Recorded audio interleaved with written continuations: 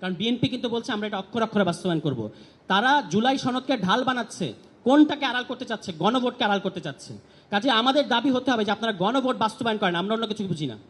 জুলাই সনদ আপনি আপনার নোট অফ ডিসেন্ট অনুযায়ী করেন, সেটুকু আমরা মেনে নিতে প্রস্তুত আছি, কিন্তু গণভোট যেটা প্রশ্নে বলা আছে সেটা অ্যাজ ইট ইজ বাস্তবায়ন করেন। 1991 সালের গণভোট, বেগম খালেদা জিয়া যে গণভোট করেছিলেন, সংবিধানের 16টা অনুচ্ছেদের ব্যাপারে জনগণের মতামত চাওয়া হয়েছিল। তখন কি পার্থ সাহেবদের মনে হয় নাই যে 12টার সাথে আমি একমত, 4টার সাথে আমি একমত না? আর প্রশ্ন করেন যে সংবিধান সংস্কার পরিষদ কোথা থেকে আসলো? ওই যে পেছনে বসা এই সরকারের ছোট ইনু জনাব জোনায়েদ সাকিকে জিজ্ঞেস করেন যে সংবিধান সংস্কার পরিষদ কোথা থেকে এসেছে।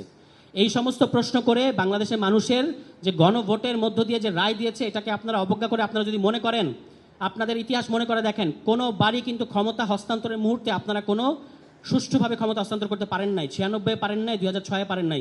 লোকই বৈঠা ডেকে এনেছে এবং এটার পেছনে আপনাদের দায় আছে। বাংলাদেশ রাষ্ট্রকে গভীর সংকটের দিকে নিয়ে যাওয়ার পেছনে আপনাদের দায় আছে। আজকে যদি আপনারা ভালোয় জেন্টলসম্যান অ্যাগ্রিমেন্টের মতো করে যদি এগুলো বাস্তবায়ন আপনারা না করেন, তাহলে বাংলাদেশে আপনারা মনে করছেন ওই যে সালাউদ্দিন ভাই বলেছেন কমিশনে যে 15 বছরের আগে আর কোনো গণঅভ্যুত্থান হবে না, এটা হচ্ছে ওনাদের হিসাব। ফলে উনি 15 বছর ধরে একই কাজ করবেন এবং সেই কারণে কত ভয়াবহ কাজ তারা করেছেন। তিনি নিজে একজন গুমের শিকার।